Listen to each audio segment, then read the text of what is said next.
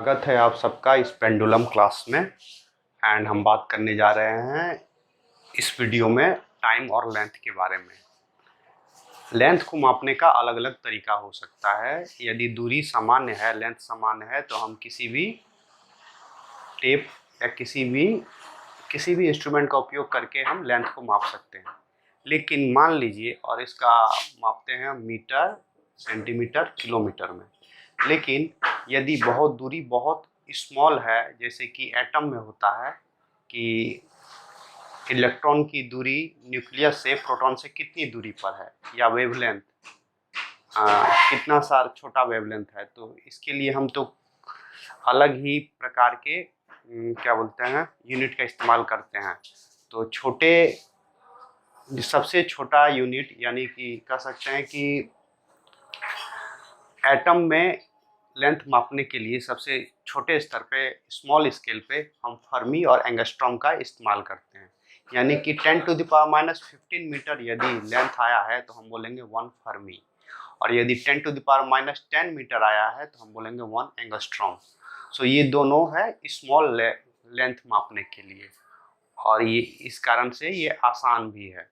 और यदि दूरी बहुत बड़ी हो, जैसे कि एक प्लेनेट से दूसरे प्लेनेट के बीच की दूरी, एक स्टार से दूसरे स्टार के बीच की दूरी, तो हम इसका इस्तेमाल करते हैं 3 यूनिट, जैसे 1 AU 1 astronomical unit, 1 light year और 1 पारसेक।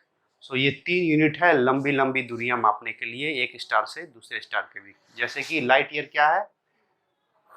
प्रकाश की गति, स्पीड ऑफ लाइट है 3 × 10⁸ मीटर पर सेकेंड। तो ये एक वर्ष में कितना दूरी तय करेगा, उसको बोलेंगे 1 लाइट ईयर, 9.46 × 10⁻15 मीटर। और ये है average distance travel by the क्या कह सकते हैं, एवरेज डिस्टेंस सन और अर्थ के बीच में, इसको बोलते हैं 1 एस्ट्रोनॉमिकल यूनिट। ये हमारा सन है, ये अर्थ है, तो एवरेज डिस्टेंस क्या हुआ, इसको बोलेंगे 1 एस्ट्रोनॉमिकल यूनिट। और पारसेक क्या है?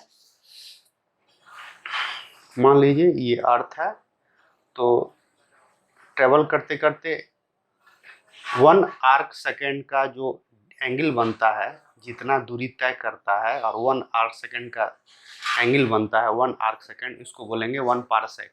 तो 3.08 × 10⁻16 मीटर। सो ये छोटी दूरी के लिए है, ये बहुत लंबी दूरी के लिए, यानी कि ये सबसे छोटा स्केल है, ये सबसे लंबा स्केल है 1 लाइट ईयर।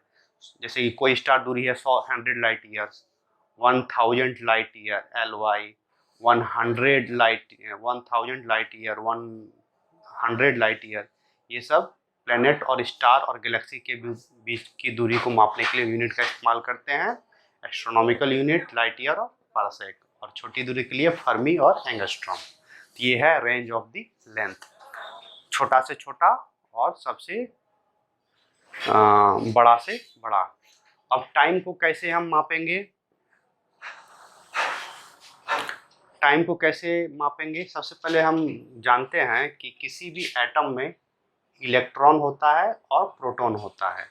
इलेक्ट्रॉन चारों ओर रिवॉल्व करता है प्रोटॉन के, और इलेक्ट्रॉन एक स्पेसिफिक ऑर्बिट में रिवॉल्व करता है। जैसे ये प्रोटॉन है और न्यूट्रॉन है, जिसको बोलते हैं न्यूक्लियस।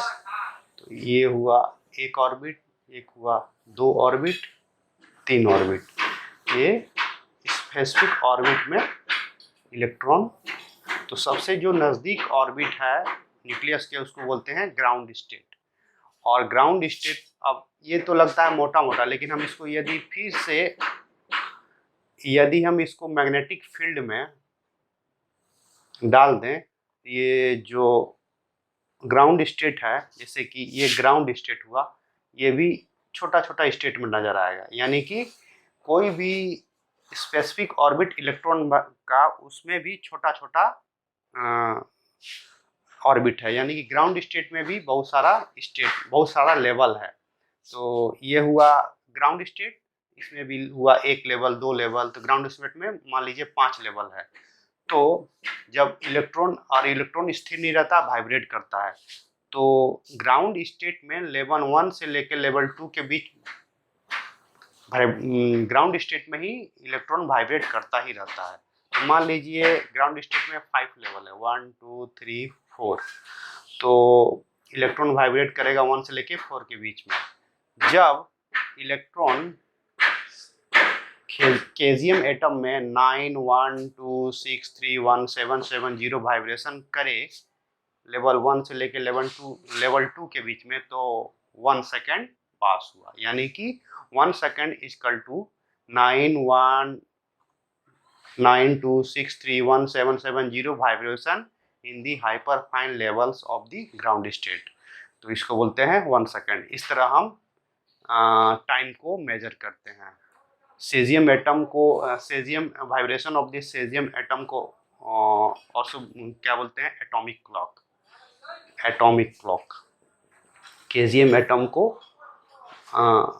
हम एटॉमिक क्लॉक के तौर पर इस्तेमाल कर सकते हैं और ये सबसे एक्यूरेट है। और 1 सेकेंड को वाइब्रेशन जो हो रहा है इलेक्ट्रॉन के बीच में, उसके तौर पर हम 1 सेकेंड को मेजर करते हैं। तो ये है टाइम का डिफिनेशन, कैसे हम डिफाइन करते हैं और मेजरमेंट।